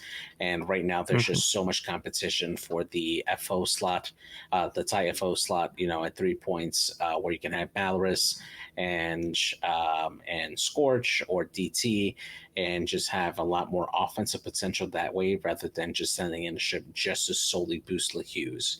So that it's a lot of Revis work. LeHughes combo was really good. Yeah. And that's what it's what propped LeHughes up to be like playable or like effective. I don't want to say he's unplayable. He's solid. But like there's a lot of good 4-point options in FO. And maybe LeHughes and I just don't get along. Every time I play him, I'm just like, I kind of wish he was like Ember or something. Yeah, personally for me, I go for like a TIE FO bomber before I would go to the Hughes, but that's just me. Yeah, it's just something like LeHughes doesn't click with me. Fair enough. All right. Tell us what Cody ran, even though you probably already told us a little bit of what Cody ran. No, see, I intentionally made a different list, slightly. This was a list that he's been trying out for a little bit now. It's Silencer Kylo with extreme maneuvers, marksmanship, sensor scramblers, and proton torpedoes. Cody and I really believe that spike damage is very strong. And, you see Luke with proton torpedoes and 2 force. Why not just make a Kylo with extra crits and ability that procs off crits? He also has Rush with fanatical predator optics, which I think is a pretty interesting tech he's been playing. Because once he pops up to I6, getting that focus mod off fanatical and then spending your focus for offense is very, very strong, consistent hitting. He also has Blackout with Lone Wolf, Sensor Scramblers, and Prockets, and Malorus with Mag Pulse. I briefly saw his game against Cam Murray, tuned in, saw that his Kylo died super inappropriately, saw him shoot a Procket that had 1 hit and 1 focus result on it, failed to kill a 2 health bomber with structural, and then I turned my head in shame and turned off the stream. But no, I mean, Cody, he's known as a triple silencer player. That's what he's been playing for a really long time. It's his list. He does really well at it, and it's cool that he's like, 1, I guess, bringing semi-legitimacy to our podcast, but 2, like doing really well. Even nowadays, when you're running 3 silencers and a TIE fighter, right? You're bringing that to a major tournament and top 8ing. So I like the list. I'm not sure if he's still going to keep the proton torpedoes, but he seems to like it over. He likes the spike damage over consistent damage. Outmaneuver makes Kylo way too much of a target in that list. Yeah, I think so too. All right, JJ, what did Greg Chandler bring in my top 3 spot? So this one here, we got a CIS list here, starting with Dirge with Lone Wolf proton cannons, the title, and seismic charges. We got DIS T81, the Siege Corson version, that's the reroll droid, with outmaneuver and afterburners and contingency protocol. Pre-Vizsla making an appearance with Bo-Katan Kryze, concussion bombs, contraband cybernetics, delayed fuses, and the swivel wing. And then DGS 286 with energy shell charges, Kalani repulsorless stabilizers, and DGS 047 with Hondo and the stable lift things. So now we got 2 HMP, or excuse me, not HMPs, 2 HMPs with in this list here, along with Pre-Vizsla and then the reroll droid and Dirge to go in there. This list looks like a ton of fun to play, because especially with Kalani on there being able to assist the list with target locks, and Hondo being able to go out and either jam your opponent or coordinate one of your ships, and you could just have a ton of fun. It's looks like something I would love to like. Do you want to, like, if you ever want me to never be around a ship, you bring concussion bombs on it, and that's terrifying. Yeah, exactly right. Yeah, it's a weird hodgepodge of stuff in there, but like if you play it well, you can see like all the individual pieces. Like the sum of the parts is great. The sum of the whole is greater than the parts. There we go. Yeah, I think it's just the Hondo actions, the just the consistency of Previsla. You get that range 0 reroll 2 with Bo-Katan. Concussion bombs are terrifying. Dirge can do some work. So, can I ask a question? What if you dropped the late fuses in Bo-Katan and took Notorious? You could fit it. So, is it just too much of a deterrent? I think the concussion bombs on there make me not want to go around Previsla. Notorious just makes me arc dodge her. Yeah, and the other part too is Previsla is a large spaceship, and it moves like a freaking a huge blocker, and you tend to end up in range 0 shots against opponents, and having Bo-Katan being able to modify those particular shots at range 0 makes Previsla more of a threat, being able to shoot and modify at range 0. So I think it's worth it, especially based on my own personal use that I've used Previsla quite a bit in a separate list that I've had. I think that it's definitely worth it on Previsla, especially because he's able to get in and get those range 0 shots and still be an effective attacker. All right. So that is it for the Force Tournament. We're going to move on to Spellbound Games, which our very own Nick Sperry took down with a 4-0 list. Not Rebels, though. Scum came sadly in second here, but a very good SOS though. Like, holy crap, that guy had a really hard time, really hard matchups. I assume his name is Dan. That's my assumption. And in fairness, I picked his list as the unique one, even though like beneficial has beneficial. Oh my god, I just got that. Even though his list was actually pretty cool for an Empire list. Specifically, I did pick because he didn't have, he doesn't have Vader in it, right? That tie heavy, which one is that? Is that Lighten? Do you happen to remember? I think it's Ubel. Oh, okay. Fair enough. Yeah, I think it's Ubel. I'm not 100% sure, but I believe it was Ubel. But well, speaking of the Empire, Nick Sperry betraying everyone and playing the Empire, not Rebels. What's up with this? I know. But he had, in another throwback, Boy Mauler and Boy Backstabber. But not Boy Vader. He brought Starter Pack Vader. He also had Merrick with FCS and Shield Upgrade. And Tomax with Barrage Rocket Saturation Salvo and Bomblet Generator. So you got 4 I-5s and an I-6. You got Vader, the boys. But it's a more objective-based Vader. You got a little bit of a tanky Merrick there, and a lot of health to chew through, and then you got Tomax, who's just doing, consistent damage with barrage rockets and saturation salvo. I don't know. I like it. I actually like that. Again, nice to see a different Vader on the table. 2 TIE fighters coming back, making, even though they cost a little, they aren't paired as easily with some of the other stuff they've been paired with. And there's Marquis Steele. That's I swear to God, that's his favorite Empire ship. Marquis Steele. I call him Marquis Steele. I don't give a shit.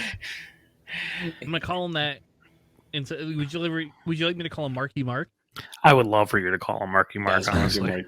Marky Mark Steele. All right, Marky Mark Steele A. There you go.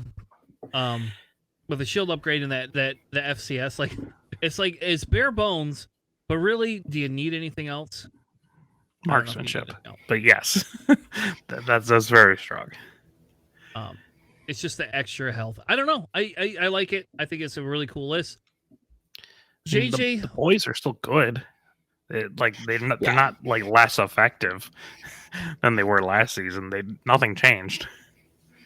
Yeah. So it's I mean, there's 7 points. They boost each other into shooting 3 red dice, and they have 4 health, 4 for hull, all.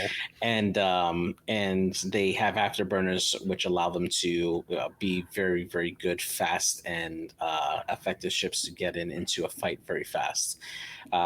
They're still very, very well effective, and the fact that they don't have to be tethered to Vader to make themselves very tanky and offensive makes them even better. I think they're a very good combo for 7 points.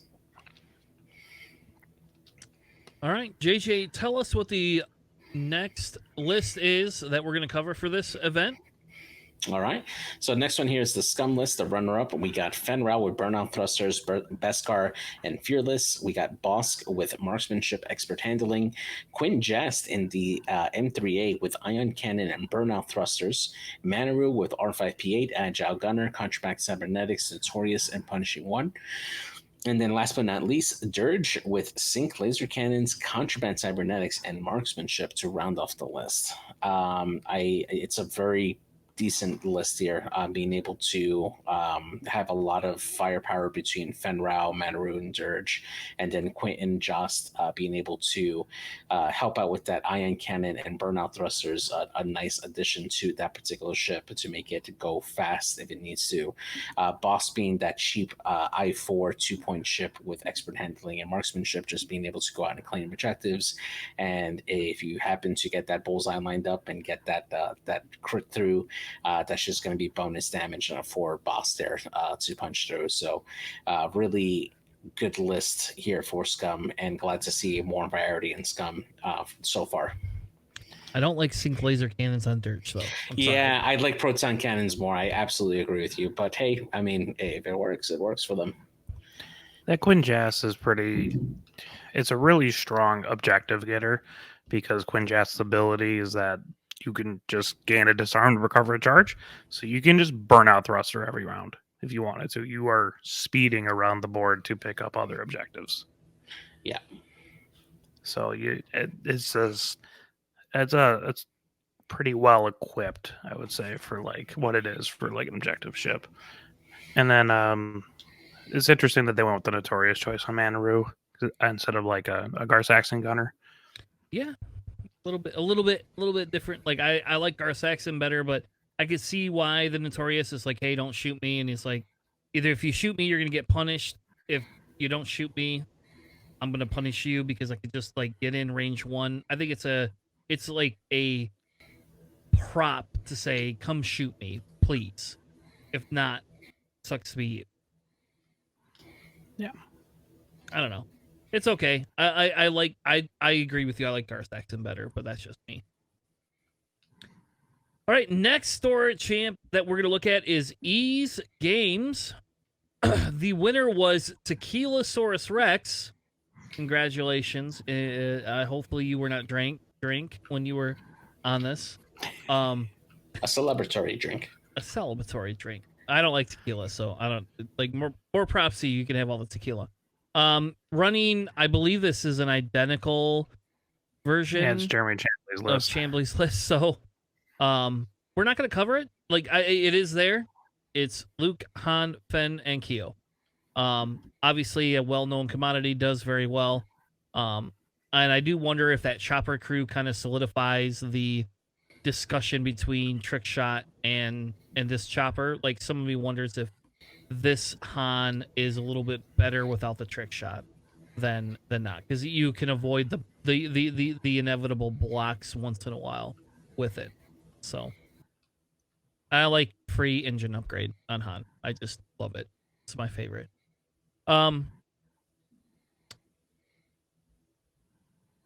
Alex, what is the next list from Anthony that we're going to cover? Yes, Anthony came in 5th, looks like. And this is another Rebel list. But it's a 6-ship list. And not what you expect. It is Boy Dutch, Boy Hall-Akend, Boy Garvin, Boy Jack, Sabine with Beskar, and Lieutenant Blount with Shield Upgrade, Hopeful, and Expert Handling. Instead of an A-Wing. This is the slowest moving list ever. Well, I mean, it helps the Y-wings honestly a lot more that you don't have other ships speeding around, so they can't just jump the Y-wings because you have 2 X-wings and a pseudo X-wing with Blout. I'm just saying, like, this is literally like this has got to be the slowest. This is like the epitome of rebels going one. Yeah, forward. this is one straight to victory. The list. Yeah, I like it. I think it's hilarious. I like seeing whole Oakland in there. Yeah, that's a different. No, that's the one with the advanced proton torpedoes. There's the other one. Dex tree. That's the different thing. Don't worry about it. Yeah. So I like this list. I'd run this list. I wouldn't be very good at it, but I'd run it. And I don't know. Is it okay because you have so limited green dice? Like I get less pissed off because of it. I don't know. I mean, you got still token sharing too. I mean, you still have Touch. You still have Garvin. Yeah, I was gonna say this is a list that likes to run a pretty close formation to take advantage of their ability, and you do not want to joust this list at all. If you decide to joust this list, I hope the dice roll in your favor because this is going to hit you back really hard. Yeah, unless you are like a weird double reinforced YV. Like you do not want to joust this list.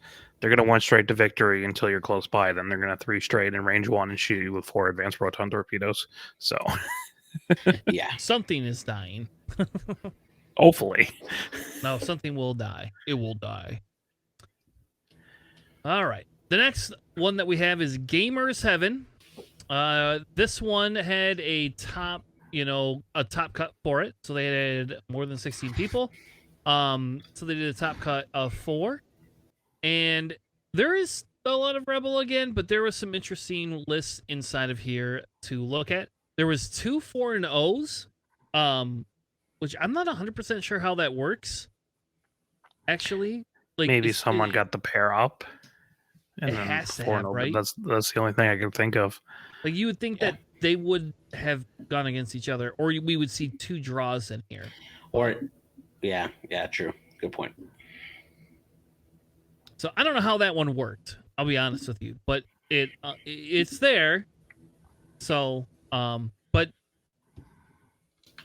JJ, what did the winner bring? So we're seeing another return here of the Rebel lines, making the taking it all.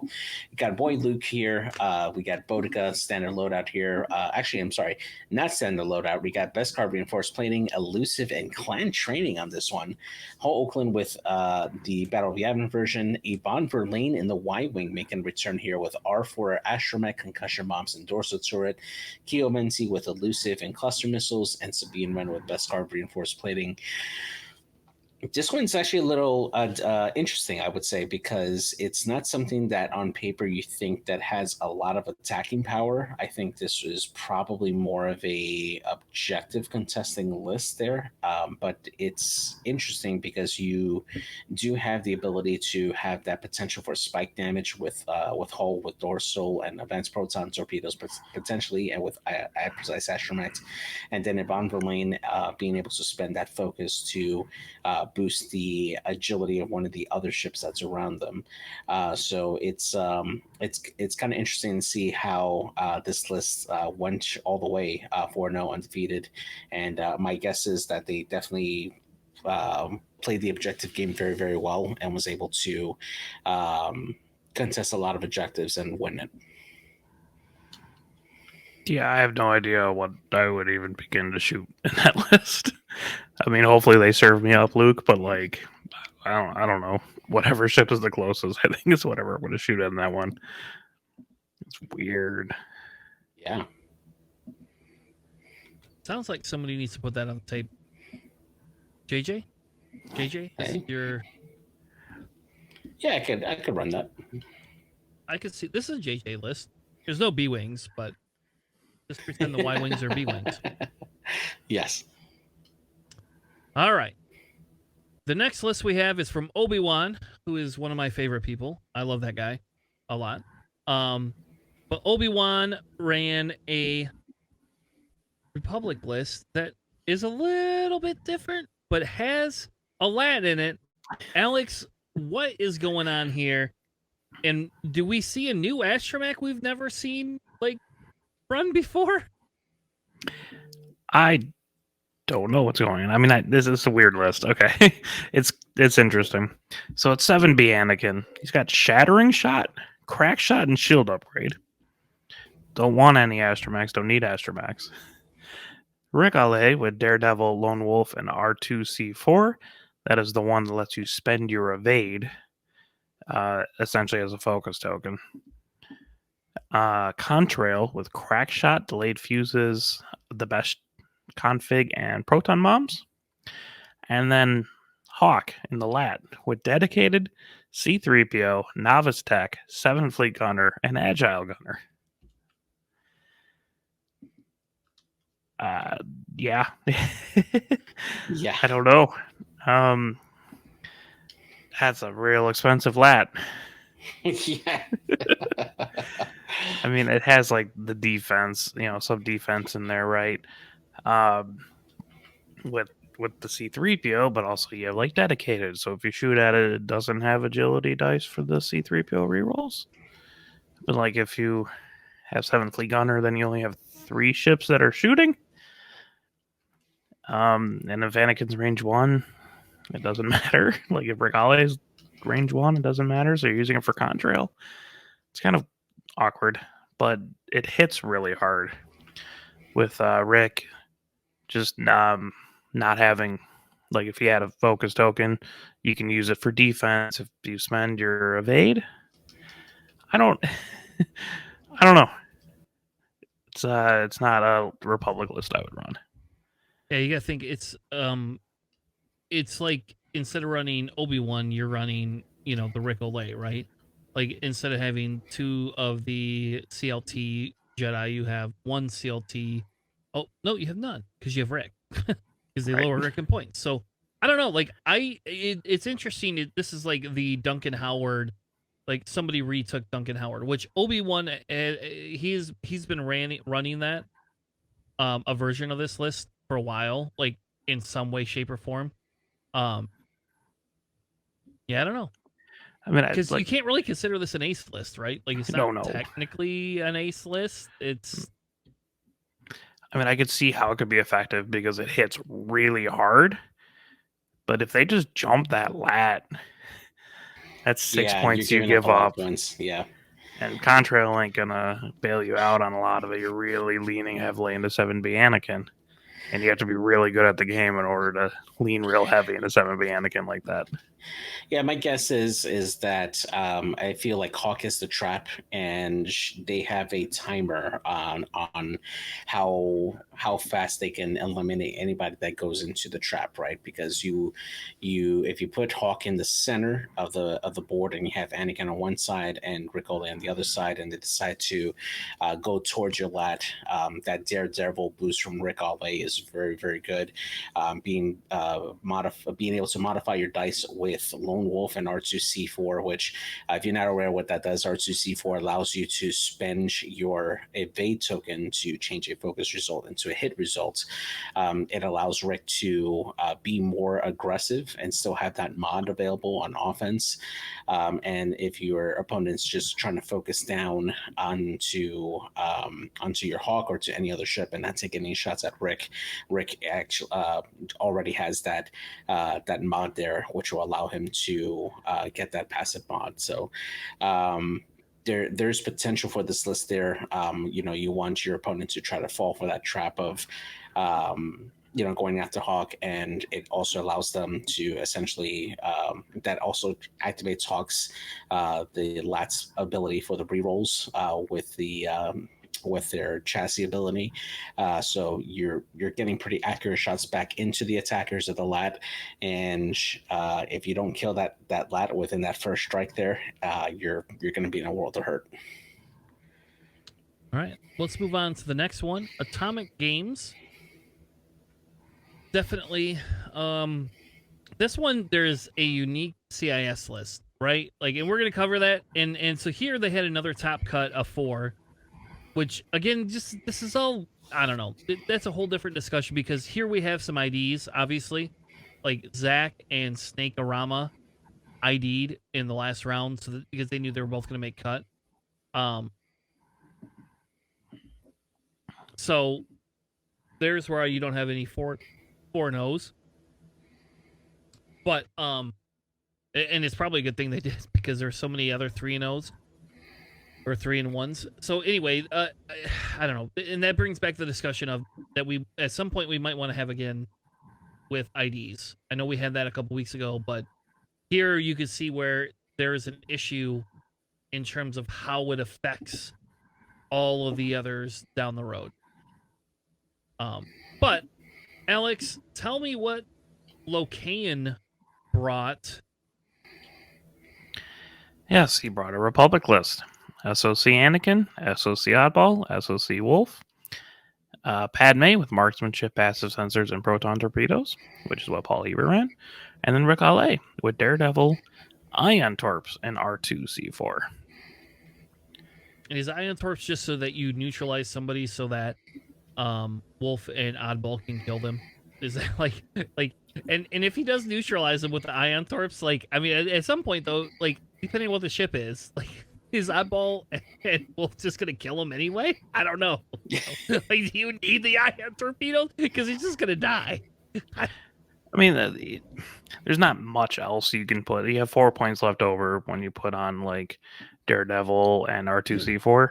So it's going to be either like Ion Torps or Lone Wolf in the case of the previous list. But this is a 5-ship list. Probably wouldn't put Lone Wolf on there. And I guess you could put Trick Shot, but Ion Torps just seem much more useful in that case. Fair enough.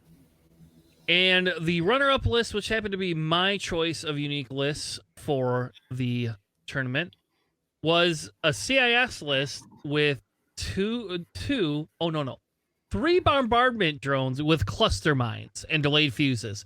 So not proxies, but cluster mines. General Grievous, and he runs the Solus or the shield upgrade versus the afterburners, and Pre Vizsla with VTG, Bo-Katan, and Beskar reinforced plating. So not even Mando optics this time. Like, this is even crazier of a Bo-Katan or Pre Vizsla build. And I don't know. Like, I guess it kind of shows that there is still some power in those bombardment drones, even without proxy mines. I don't know, but this list feels like it would like somewhat burn down pretty quickly. Yeah. I mean, the bombardment drones are what, 3s, and Pre Vizsla's a 3, Grievous a 4. Yeah. So as long as you don't put yourself directly in front or behind of the bombardment drones, you could probably take them out pretty fast. That Pre Vizsla does not have Notorious or concussion bombs, so I can just freely shoot this thing all day. But Grievous is fine. Shield upgrade's probably a little bit more appropriate in this list just because you have low health everywhere else. So try to make something last long. So it's just Grievous and Pre Vizsla. But yeah, it's unique. You haven't seen bombardment drones in a long time. I'm shocked people are even running hyenas. But they're pretty solid. Pretty fun looking list. For me, they feel like that part of the whole spike damage potential, right? Because if you're able to get that cluster mine off and land all 3, at least 2 of them onto a ship, and I mean you have the potential to eliminate an ace right there. So I think there's still plenty of room for them in the meta. It's just right now with it's one of those things about like having a shiny new toy with the HMPs and the tri-fighters that they've seen a decline in play, but I don't think that their effectiveness has gone down at all. They're just right now being they're being overlooked for some of the other more competitively priced options in the tri-fighters and the HMPs right now. Fair enough. So the last Thor champ we have tonight is Happy Valley. A scum list one, Alex. A scum list one. Scum list one. It's been done before, technically. So why don't you tell us what this dual Fang Fighter list is. So yes, this is Fen Rao with Fearless, Marksmanship, and Shield Upgrade. Sarasu with Proton Torpedoes. Dace with the title Gamut, Contraband, and Marksmanship. Boss with Expert Handling and Marksmanship. And Joy Rakoff with Ion Torps and Fearless. It's a list. It's interesting. Sarasu can go in double modded with Proton Torpedoes if you use a Gamut ability on her on the previous turn. So you know that's pretty nice to have. You get defensive reroll. She can hang in there with the Fang Fighters if need be. A little bit of tankier Fen Rao with the shield upgrade. And yeah, I mean it's just Joy Rakoff can become Wedge briefly if he just takes a charge off that Ion Torp, so that can really mess with people. You know, especially if you have low health, high agility ships. Like Soontir would be a good example. I'm not saying that, you know, people are getting hit by Soontir here, but you can really mess up people's plans with Joy Rakoff. Oh, yeah. Joy can be a joy to wreck your day. Yeah, I mean, you only have one agility. Who cares, right? Yeah. So JJ, this is not a 3-in-1 list, but I don't care. I picked this list because I just want somebody to talk about this list. JJ, what is this Empire list, and why should everybody run it? So it's puzzling to me too. So we got Volt Scarus here with enduring marksmanship, fire control system, and concussion missiles. This is the TIE Defender Volt Scarus, the I-5 one. We got Darth Vader with target synchronizer, concussion missiles, and then Turfener with a marksmanship and afterburners to round off this particular list here. It is a very wacky type of list, honestly. But the fact that it went 3-in-1, it is something to really consider, especially the power of this particular list with Volt Scarus and Darth Vader.